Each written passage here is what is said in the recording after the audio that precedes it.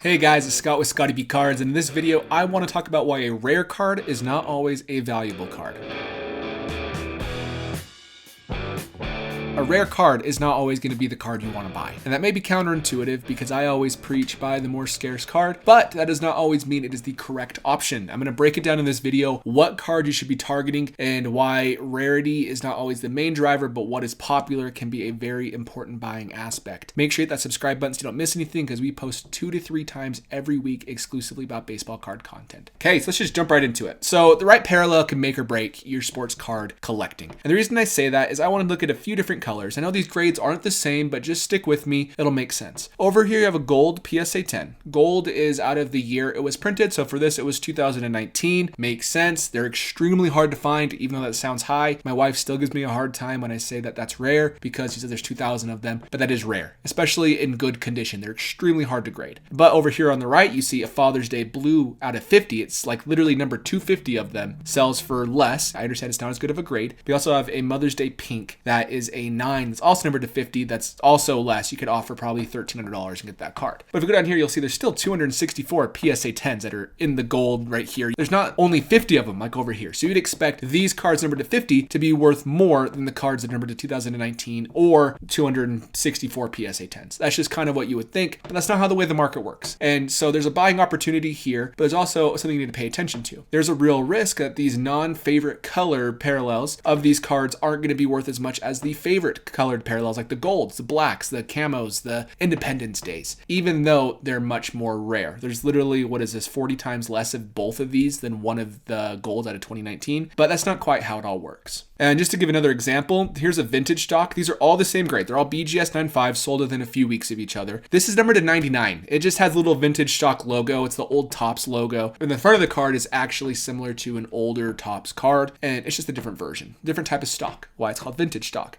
That's sold for $1,300. Not bad, right? Well, if you compare it to the gold, which is 20 times more common in the sense that it's an easier grade, vintage stocks are impossible to grade, but there's literally 2018 of them made, sells for more than half, which is pretty crazy. And down here you can see the camo, it sold for $5,000 essentially, even though there's 75 less of them than the vintage stock. That's still like 99 versus 25. You know, it's not that far apart, but it's a more sought after parallel and it's a tough grade, and that's what commands that price. But the craziest one of them all is the black parallel, because the black parallel is very sought after, and that sold for $6,500 in the same grade as all of these, even though there's less of these, so you would think that it would go for more, and there's not that many more of the vintage stocks. You think it'd be close, but it's literally a fourth of the value of what the black goes for. So make sure you're buying the correct parallel, because if you buy the wrong parallel, that can really kill your sports card collecting.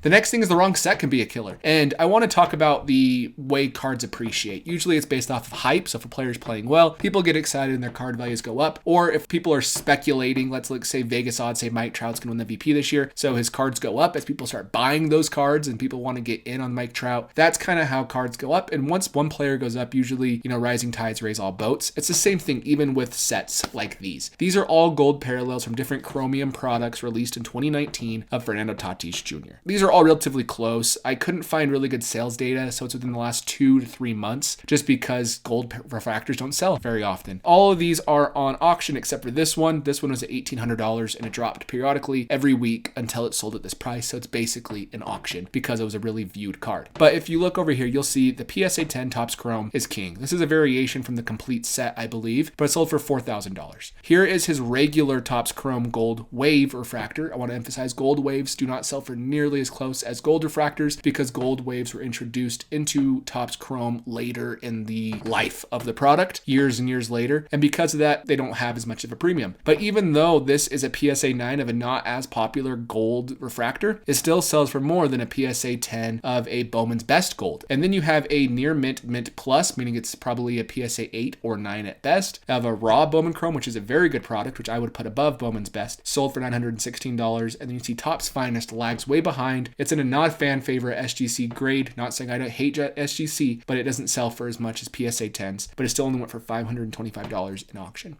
So what does this mean? It It means if you want to have a premium investment card and when a player's young, you want to buy the very best set you can afford because it will pay off. Look at these. This is not a great grade, the PSA 9, but it still sells for more than PSA 10 and a SGC 10. And it's just because it's the right version. And this one is not the wave version, it's the complete set version. PSA 10 goes for $4,000, which is really, really high.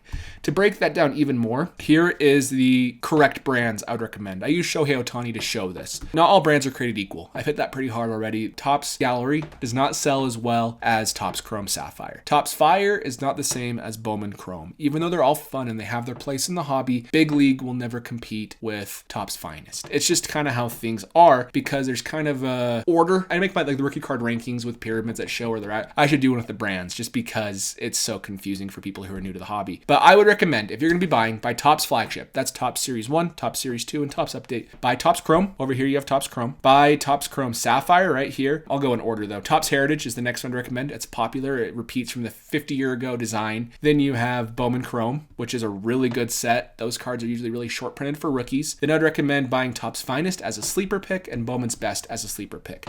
They're brands that aren't going to be retail, Bowman's Best and Finest, which makes them more valuable just because there's less of them out there. And so they'll have lower pops, lower print runs. All these things can help you as an alternative brand to the big couple. Certain players have less products and sets will differ. I want to say that not all players who debut later in the year won't be in all the products. So that's not quite always accurate, but this is for like players like Wander Franco next year is going to be in all the sets. I would recommend collecting the very important ones, the very sought after ones. And what brands remain popular will vary drastically over the next 20 years. This is what's popular now, but 20 years ago, it was completely different. I don't really know exactly because I was pretty young, so I didn't quite know, but I always wanted the big patch autographs, even if it wasn't a game worn patch, just because I was a kid. But overall, it's going to change. So some of these products may not be sought after in 10, 20 years. So I would always try to go for the nicest, the chromes, the sapphires, the flagship, just because those are your safest bet for long-term investing. The next thing I want to talk about is targeting the right player. So let's go look at Gleyber Torres and Shohei Ohtani's 2018 Topps Update rookie cards in a PSA 10. Right here, you can see on May 14, 2020, you could have gotten a Gleyber Torres PSA 10 for $113 and a Shohei Ohtani for $56. And it was pretty obvious to people that Gleyber Torres was the guy. We believed in Gleyber Torres. But Gleyber Torres now, his last sale in a PSA 10 was $17.99. That's a pretty big fall from grace. What is that, a 90% loss, essentially 85% loss? It's just one of those things, if you speculate incorrectly, it will hurt. People who speculated in Shohei Ohtani were picking these up at $56. They sold at the peak over here for $250. So overall, you can just see how the market corrects itself based off of performance. We pay for hype. We pay for what people do for us now. So right now, maybe Gleyber Torres is a good time to buy. Maybe you believe he'll bounce back. I personally don't want to buy his cards, but for some people who are Yankees fans who think he will, and you watch him every day and he has some glimpses of hope, could be a great opportunity. But here's another example if you bought the wrong card. These are both 2021 Superfractors. This is a gold vinyl 1 of 1 from Panini, but it's the same thing.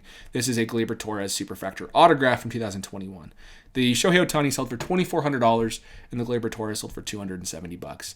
In the past, it would have been flipped. Gleyber Torres would have been worth a lot more than Ohtani, and that's just the way things work. The market moves quickly and drastically, so make sure you target the right player that you believe in. A little bit more about that, I want to show the same time frame. This is in May 25th of 2020. The red is Cody Bellinger. You have the blue, which is Acuna. You have the purple, which is Soto, and you have Gleyber Torres in green. They're all pretty close to each other. I know Cody Bellinger was way out here. That was when Gary Vee posted about Cody Bellinger, but regardless, he hit up to $450 because he had a lower pop than the others. You can see right here, he has 2,000 versus everything else is 10,000 up essentially. Gleyber's at 9,500. But people were paying an arm and a leg for his cards, and it looked like he was one of the best players in baseball. This is after he won MVP. They traded for Mookie Betts. They're gonna have a great year, have a World Series run, and then the season happened, and now we're here. So right now, the current value is Juan Soto is the clear leader, even though he was third at 155 now, and then you have Acuna at 100, Cody Bellinger at 58, and again Gleyber at 1799. So invest in the players you believe in, not who are hot right now necessarily,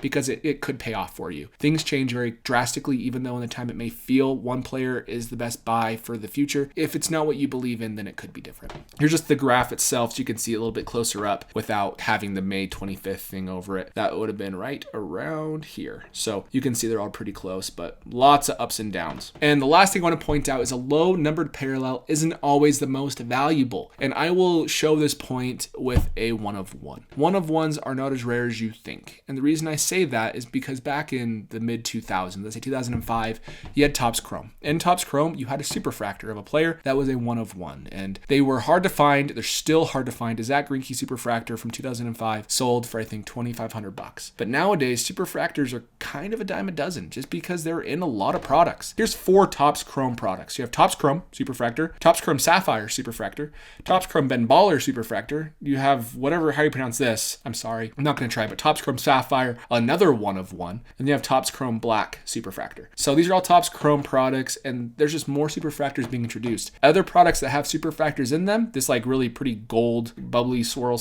shine, is Gypsy Queen Stadium Club Chrome. So 2 Stadium Club products. Topps Chrome Sapphire, Topps Chrome Update, Topps Chrome Ben Baller, Topps Chrome Black, Topps Finest Flashbacks, Heritage, Bowman Chrome, Bowman's Best, Bowman Sterling, Topps Series 1, Archives Foil Fractor, not a Chrome card, but same design and it's foil, a little bit different. Allen & Ginter Mini, and all the Panini products have gold vinyls that are also 1/1s. So they're becoming more popular, and this is the case not just for this parallel, but I'm using this because it's more obvious. You have orange refractors in all these products. You have new numbered parallels in Topps Finest this year, and Topps Chrome, and Bowman Chrome. All these new parallels are being introduced, and so you need to target the right ones. Superfractors are a great card to target, and I would recommend it, but you want to target the traditional colors. You want to target Superfractor, you want to target red out of 5, orange out of 25, gold, regular, not the wave, out of 50. You want to have the blue out of 150 and the regular refractor out of 499, for example. All of the refractors will carry value over a base card, but the other ones, that might not make sense if a card's like numbered to less. Let's say it's an aqua out of 75 or green out of 99, for example. It's not uncommon to see a blue refractor go for much more than a green refractor, even though there's 50% more of them in circulation. It's just because it's been around so much longer. It's a more sought after parallel. So just because it's a rare card doesn't mean it's exactly the card to purchase. People will buy what is in demand. Let's say I have a rock. I picked a rock up out of my grass. It's a 1/1. I signed it. The only one in the world of Scotty B cards. And you might think, wow, that might be worth a lot because it's so scarce. I could not sell that rock. That's just how it is. And so it's the same thing with cards. Make sure you're buying what people want because that is going to determine the value in the future. If you enjoyed this video or learned something, please hit the like button so that way other people will see it, and I will catch you in the next video. Oh, by the way, this was my no soup for you guy. I got pretty cool, huh?